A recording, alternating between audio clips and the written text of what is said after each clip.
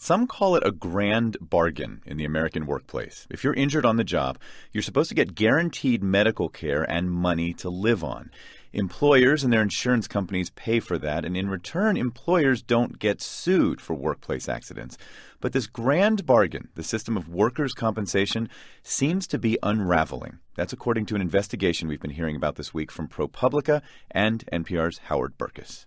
Before we get to the investigation, we'll meet somebody who says he suffered because of changes in California's workers' compensation system. And some of what you're about to hear may be disturbing. Come here, Bella. Come here. In Rialto, California, 3 miniature poodles fight as they vie to lick the stubbled cheeks and chin of 48-year-old Joel Ramirez.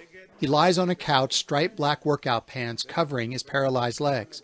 It's been a long day, with a 3-hour round-trip drive to a pain specialist. I'm lucky today that I don't have dirty diaper right now because I'm lucky that I didn't have an accident today. Ramirez hasn't been able to control his bowels since he was crushed and paralyzed in a warehouse in 2009. Travelers, his employer's workers' compensation insurance company, agreed to provide 24-hour home health aides, among other care. The aides help Ramirez move safely from his wheelchair to his couch and bed, and they clean Ramirez after accidents. But in 2013, a new California workers' comp law made it possible to reopen older approved treatment plans. Travelers took away the aides. With his wife at work and away at times, and his daughter at school, Ramirez says these accidents left him sitting in his own feces as much as 8 hours. There was my mom here, but she's 75 years old. Oh my God, I was trying to clean up. My God, I couldn't finish cleaning. And I said, I can't even do it right now. How am I going to do it when I get older? Those moments is when makes you think to die before that happens. His wife, Lupita, quit working to help at home, and his daughter dropped out of college to help support the family.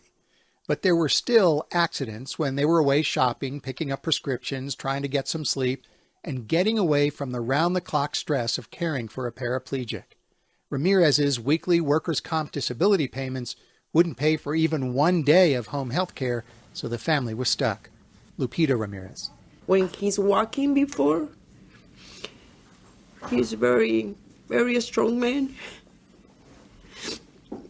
Even myself, I can imagine when I saw him like this, it just destroyed my soul, you know? Travelers insist it did not use the new law to withdraw the aides, but a workers' comp judge and a state appeals board said otherwise in ordering the company to restore 24-hour care. They wrote that Travelers used a separate request for care to modify his treatment and take away the aides. Ramirez went without them for 4 months. It's so embarrassing to talk about these things, but we have to. In state after state, injured workers say they've been harmed by changes in workers' comp laws.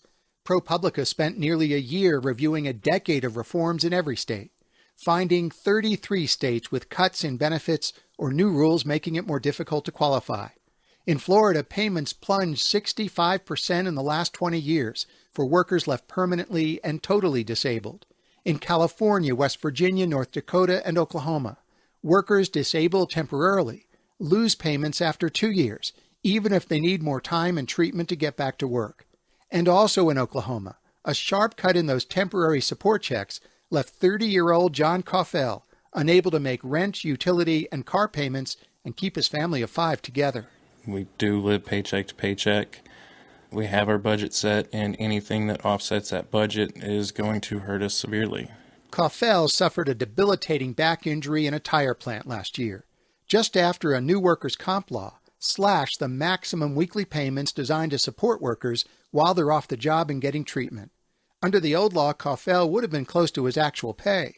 Under the new law, his income plummeted to under $600 a week, says his wife, Justine. As soon as he got hurt, it was like we went from being in the house with the kids and being a happy family to everything just falling apart in one swift motion. I mean, it really felt like somebody just shook everything in our lives and scattered it all over the place. Lawmakers in Oklahoma say they haven't encountered horror stories like this, but could consider tweaking the law if they do. They say they were trying to fix a system steeped in litigation, which delayed treatment for workers and drove up costs for employers, especially when compared to neighboring states. Fred Morgan heads the State Chamber of Commerce. Arkansas is a great example. They were in the top 10 lowest premiums for employers in the country. We were in the top 10 highest cost states.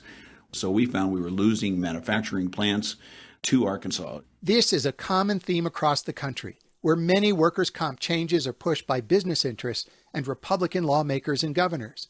But California's reforms emerged from a Democratic governor and legislature, and a coalition of corporations and unions, including Angie Way of the California Labor Federation. Yeah, the cost of health insurance and the cost of workers' comp kills our economy, kills any growth potential for workers overall. And so until we can figure out how we control the cost of health care and workers' comp, it's going to constrain how much we can return to workers. Way hadn't heard about Joe Ramirez, or cases in which insurance companies seem to use the new law to deny treatment they already agreed to provide.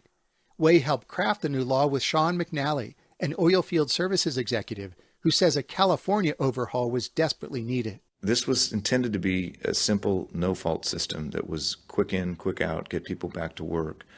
And it's like Alice in Wonderland. It's like stepping through the looking glass. It was a system that was just out of control and incredibly expensive. So far, California's $8 billion workers' comp system is still the nation's most expensive for employers.